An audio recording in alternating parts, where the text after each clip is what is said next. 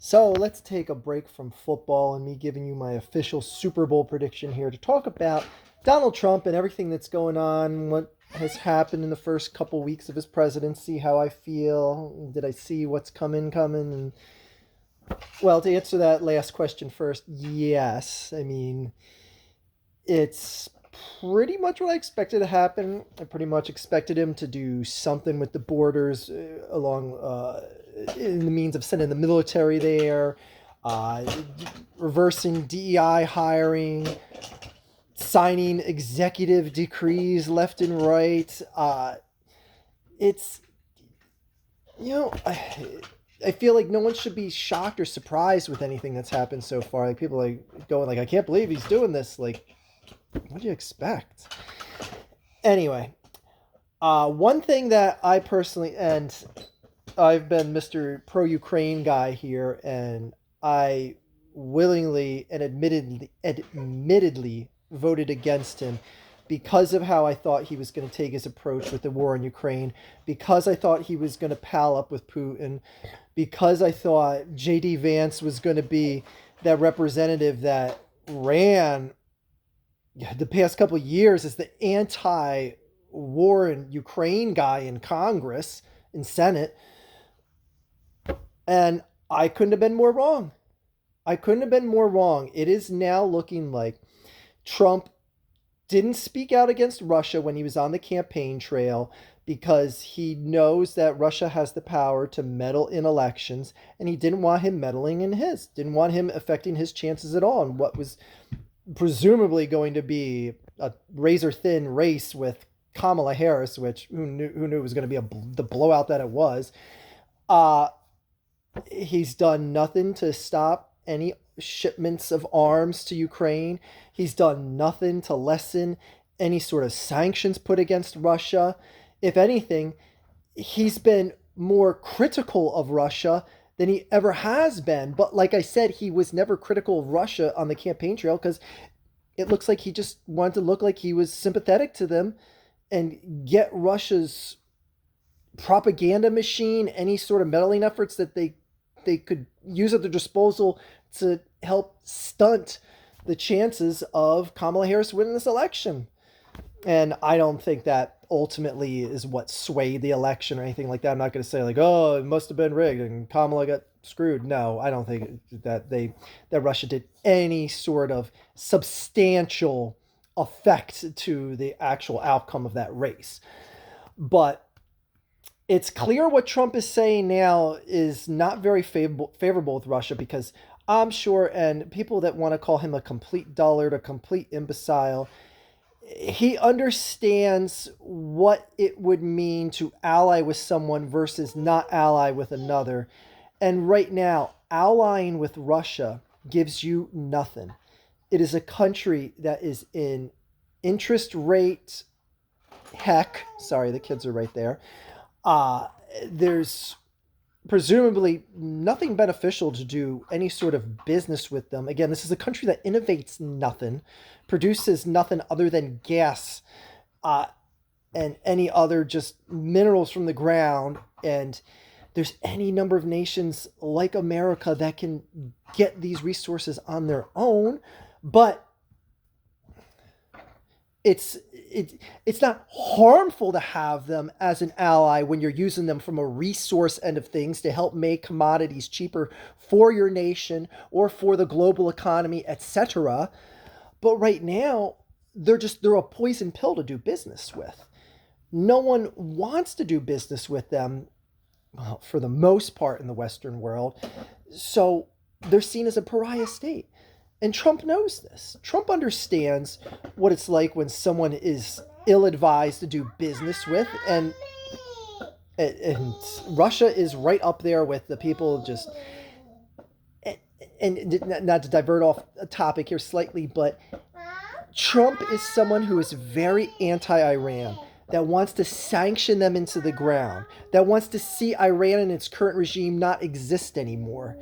Russia is one of the biggest allies of Iran.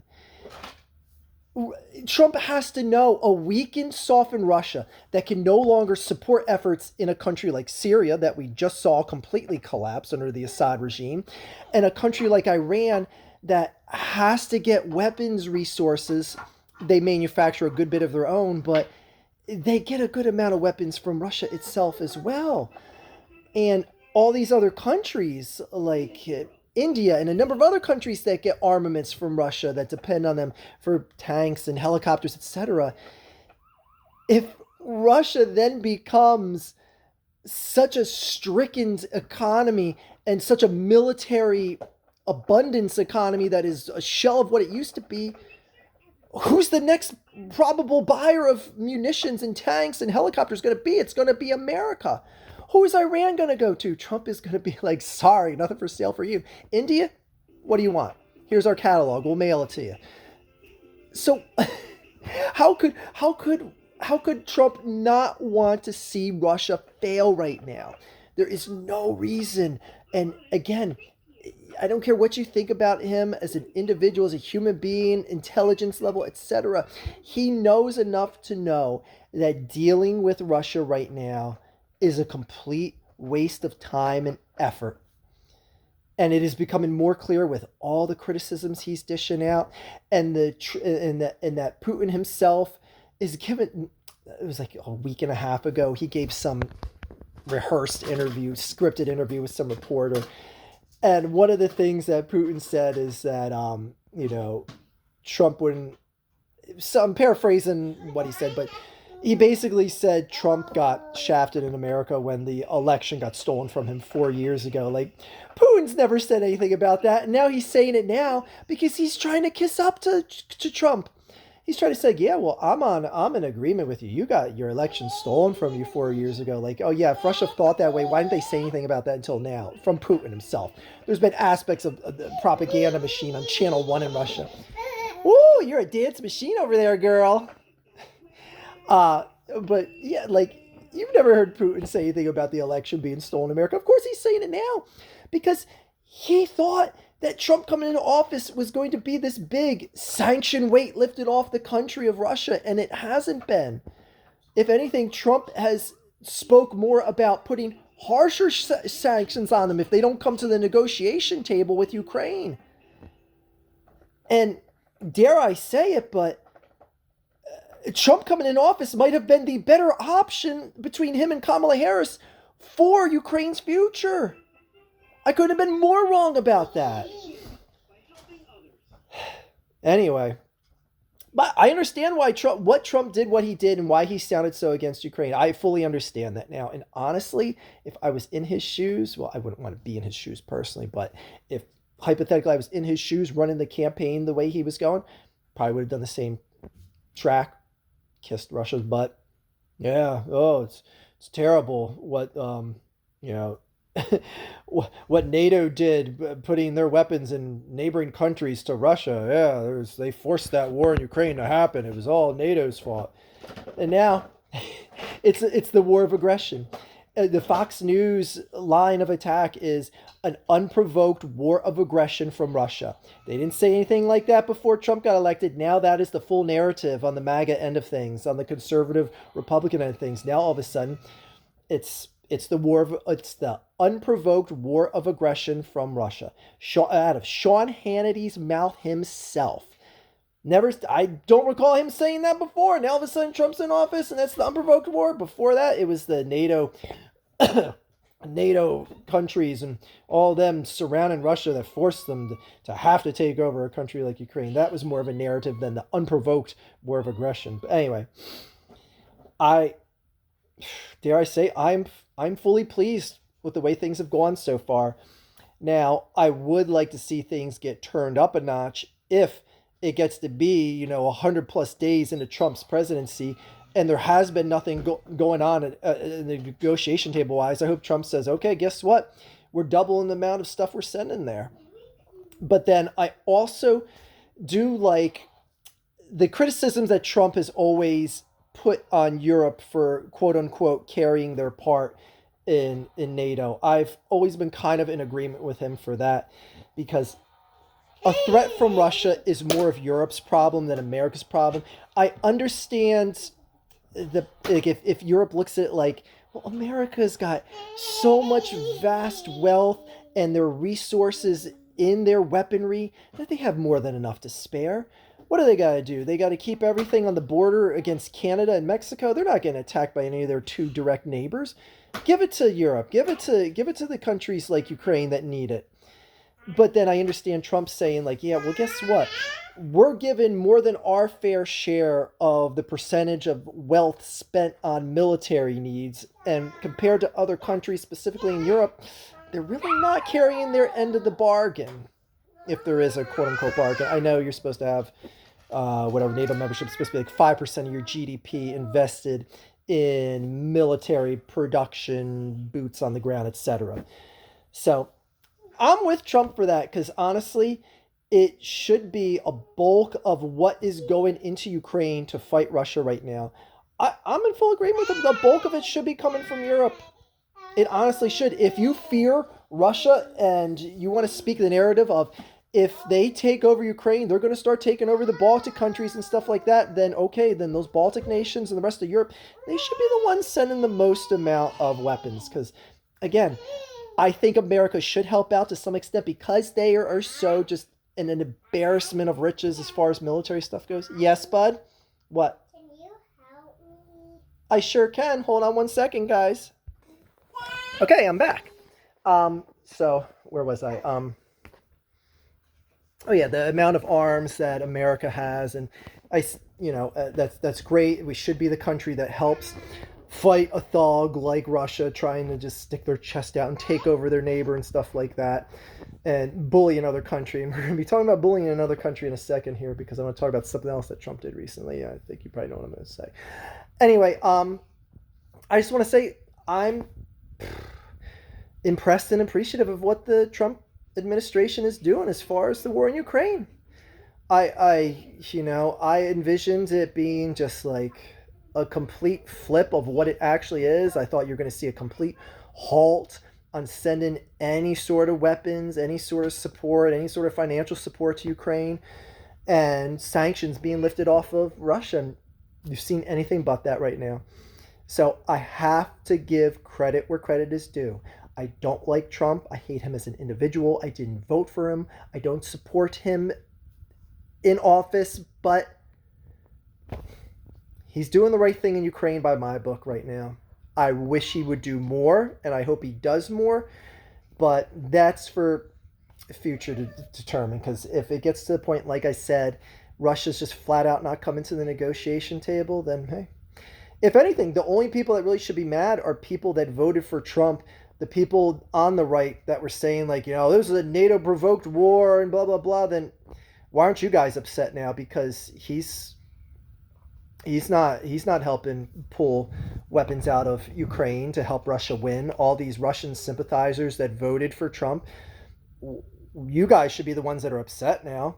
You should be upset. Like the people that agree with J.D. Vance and all his filibustering in Senate. Where are you guys at now? Aren't you guys upset?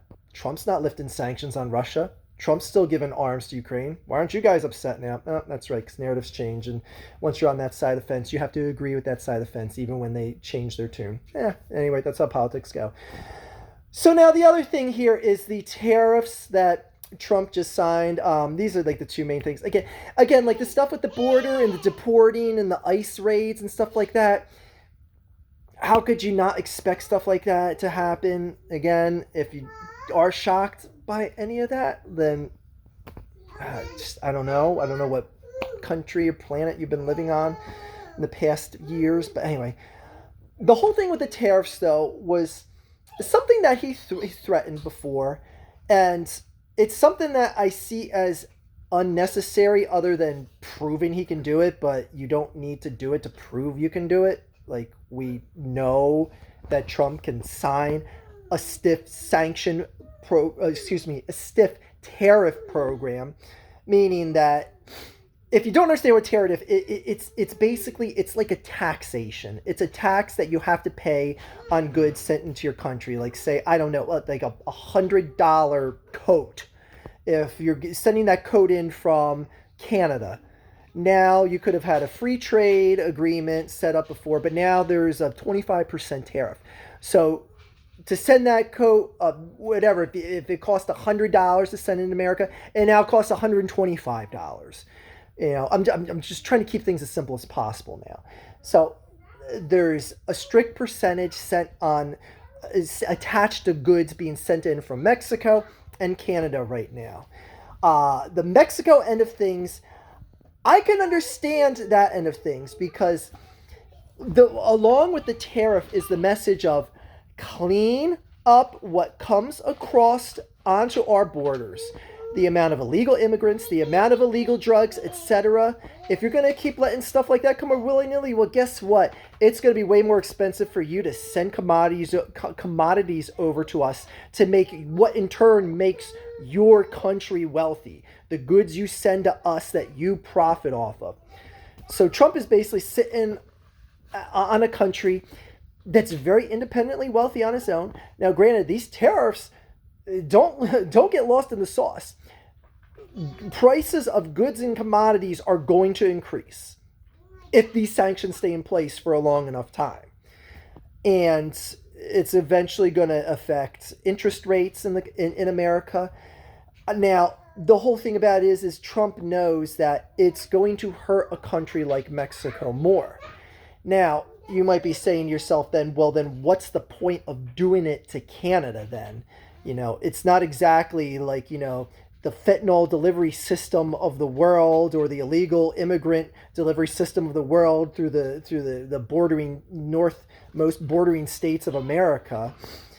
And you see statements on like Truth Social that Trump is putting out where he's talking about how,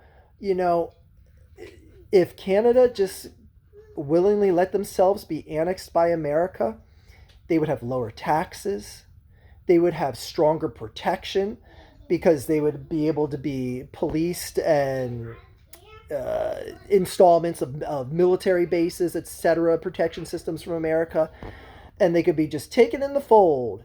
So it's just kind of a way of being the bully that can just do this. Like there is no true and good reason to do this other than to show Canada, like, look, do you want to pay tariffs or just want to become part of us? Hey, come on into the fold.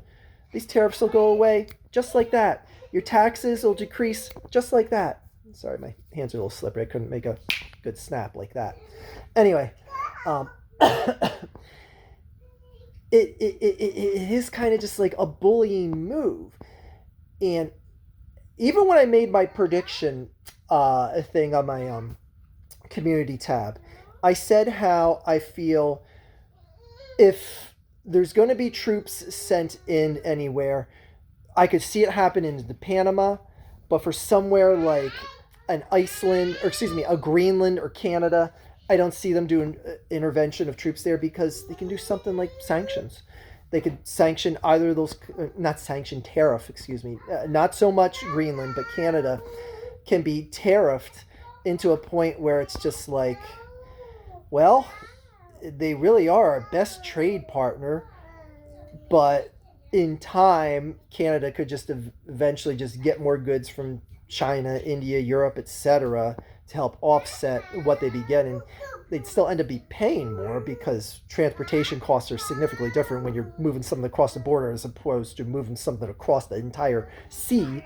But, I mean, when push comes to shove, you got to ask yourself, what are you going to do as the country of Canada? Are you just going to be like, pressure your is it a president? Prime Minister Trudeau? Is that? I totally forget the rank of what Justin Trudeau is. I think it's Prime Minister. My gosh. How do I not know the rank of the highest ruling person in Canada? Anyways, at least I knew his name. God, I'm trying to think what they refer to him as. I want to say it's Prime Minister, but it might be President. Jesus. What an idiot, Archie. Anyway, it is going to be... Whoops. Sorry. Something popped up on my screen. It is going to be interesting to see how this is going to go, because is Trump going to stick to his guns? Because I really think just Trump is on just a really I don't give an F mode. Like, what does he care? He wants to be seen as a powerful person that got stuff done. And that's what I see a lot of his immediate actions being. He's like, okay, where's my pen? Presidential decree. Just signing stuff left and right, trying to get as much done as possible. He's just a guy that just wants ultimate legacy. Whether you like him or hate him, he just sees himself as someone that wants to be seen as, I got stuff done. I got stuff done on my watch. I don't care if you liked it or not. It got done. Egomaniacal, whatever you want to call him. Hey, it is what it is. That's who he is. And again, stuff like that doesn't surprise me. So yes, do I see, these tariffs sticking? Yeah, I think they are. I think Trump is dead set on getting something like an annexation of Canada done on his watch. I really do. And it just his actions and the way he put that Supreme Court in place to the way it was, where last summer you saw them pass those presidential decree powers, it just, he fancies himself an autocrat. This is just, it's, again, and it's something I feared, and this is one of the reasons why I vote against Trump, beyond just the support of what I thought was the better option for the war in Ukraine, is I didn't want to see my country turn into an autocracy, and that's really what it's looking like. As to whether or not you think autocracy is a truly bad thing, it's to the eyes of the beholder, I suppose. But just, just go through history. Just go through history and look at any autocracy and where they ended up. Anyway, look where the current autocracy of Russia is heading into right now. Now, most will say, like, well, yeah, it's an autocracy under Trump's watch, but, he's going to be leaving office in 4 years. So, that's one of the biggest things of the autocracies is you get a leader that just doesn't leave office. And we'll see what happens in 4 years from now. But, man, if he starts getting so many dominoes to fall in his favor, I don't see him leaving in 4 years, other than him dying. But man, if he gets Canada under his watch, if he gets Greenland, this is a guy that's going to be on an unchecked power trip. Buckle up, guys. As for myself, and do I fear what's happening? Like, no, I don't personally. I've future-proofed my life itself. I feel bad for others, and you could be like, well, I can be so selfish. How can you not care about what the treatment of others would be under an autocratic system? I'm selfish. I care about myself and my family here, and they're going to be just fine. Again, you may say that's ignorant, callous, what have you, but yeah, that's where I'm at in life. I care about myself and my family. I future-proof things as well as I could here. I'll handle inflation. I mean, we're well off enough where inflation is far from our biggest concern in life, even if it doubled, tripled, whatever.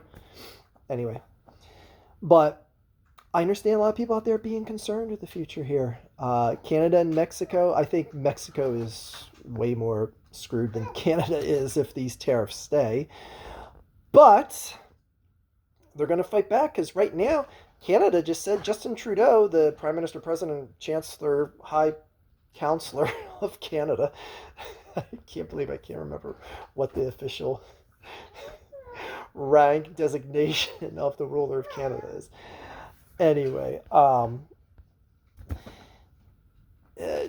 Justin Trudeau just came out yesterday and said, okay, we're going to hit America back with sanctions that they get from us. I keep saying the word sanctions. I'm sorry. I keep getting Russia in my head. Tariffs on us. So now America is going to be paying tariffs on whatever they paid to import from Canada. So it's a two-way street here. You tariff us, we're going to tariff you. And I don't blame them. I would do the same thing. I mean, as long as like the trade is going to go back and forth, you might as well try and cash in on some quick money because, America is going to keep getting that until they say like, no, we can't afford to get it anymore, or no, we're going to take a different route to get it. So, I mean, yeah, I don't blame Justin Trudeau, the vice chairman of the board of Canada. Yeah, I would do the same thing if I was him. Anyway, so how do you guys feel about Trump, the presidency, where this country's going in America? How do you feel as a European with the way the war in Ukraine is going? What say you? And next up, I'm going to give you my official prediction, review, outcome, whether or not the Super Bowl is going to be rigged with the Philadelphia Eagles and the Kansas City Chiefs. I'll do that in another day or two. And thank you guys. If you want, New Dog did his prediction for the Super Bowl. If you want, go click the whatever my name below or something and look at my last video uploaded. It was New Dog picking the winner of the Super Bowl, and pick he did. Anyways, watch that video if you have a minute in your life. New Dog appreciates the support. That is all.